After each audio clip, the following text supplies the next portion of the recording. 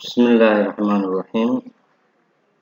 Maanta waxaan bilaabaynaa insha Allah haddii Ilaahay idmo casharkii ugu horeeyay oo ku saabsan Windows-ka. Haddaba waa maxay Windows? Windows waa operating system. Operating wuxuu operate gareeyaa oo isfahansiiyaa hardware-ka oo ah waxa computer-ku ka saabsan yahay oo assembling-ka ah iyo operating system-ku marka wuxuu isfahansiinayaa dhammaan hardware-kaas oo la isku xirxiray ayuu wuxuu sababayaa inuu noqdo shay shaqeeya oo soo istarma ilaa uu ku keeno goobtan aad u jeedid haddeer oo hortaada ka muuqata. Waxa sababa operating system-ku wuxuu sababaa inuu goobtan ku keeno isagoo isku soo xirxiraya dhammaan waxay hardware-ka ahaa uu ka koobnaa computer-ku. Bal tusaale ahaan Windows-ku intee nooc ayuu ka koobmaa? Windows-ku tiro badan yahay. Windows 10 baa jira, Windows 7 baa jira, Windows badan baa jira. Isaga edition leh Windows 10 Pro baa jira, Windows edition baa jira, Windows second edition baa jira. Tusaale ahaan hadda computer-kaygan haddaan rabo inaan ogaado waxa uu ka kooban yahay Windows-kiisa noociisa, RAM-kiisa, awoodiisa, dhammaan xogtiisa, information-kiisa guud sidaan ku heli lahaa. Waxaan tegayaa my computer oo loo yaqaano waagii hore my computer haddana loo yaqaano this PC most of them ee computerada ku taala marka Windows operating system-ka lagu shubo. Right click baan siinayaa dan waxaan leeyahay property haddaan idhaahdo waxaa ii soo baxaysa box-kan horteena ka muuqda oo cad oo shaashadoo dhan ka muuqda about your PC is monitored and protected. Tahay ciwaan.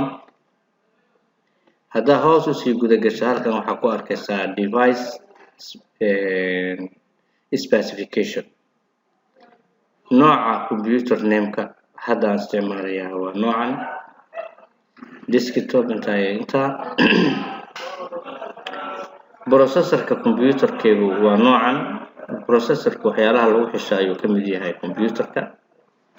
Waxaana loo yaqaanaa CPU Central Processor Unit. Size-kiisuna waa 2 GHz. Waxyaalaha kale lagu xisho waxaa ka mid ah RAM oo ah RAM-ka computer-kan hadda aan isticmaalayaa uu yahay 12 GB. Random access memory ayaa loo soo gaabiyaa RAM. Halkan waa device ID waa serial number. Halkan waa production ID isna waa serial number. Halkan waa tape system tape.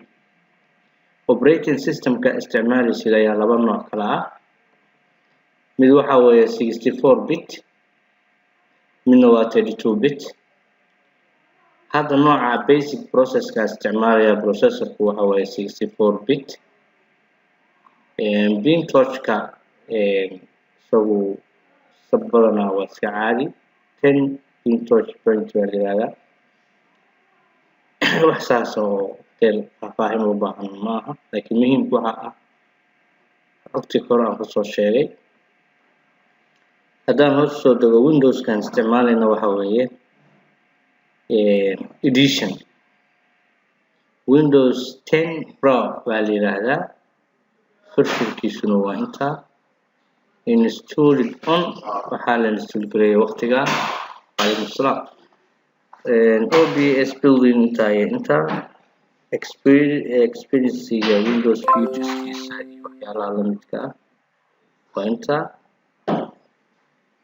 Dhammaan marka waxaan guda gelaynaa haddii Ilaahay idmo barnaamijkii aan ugu talagalnay Windows-ka inaan ku bixino casharadiisa. Intaa horta waxaan kusoo koobaynaa casharkeennii maanta ku saabsanaa horta computer-ka aad wadataa muxuu yahay. aad baad u mahadsantihiin.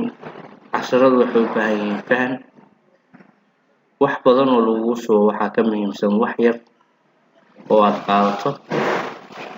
waxaa ka muhiimsan subaxii markuu waagu soo bariyo haddii aad 2 xaraf xataa aad la seexato oo aad taqaanid oo si fiican u taqaanid waa muhiim. waxaan leeyahay soo dhawaada.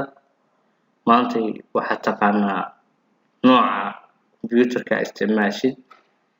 waxaan ku xijin doonaa feature-ada tan Windows uu leeyahay oo ah display, sound, notification, focus, power sleeping, battery, storage iyo table.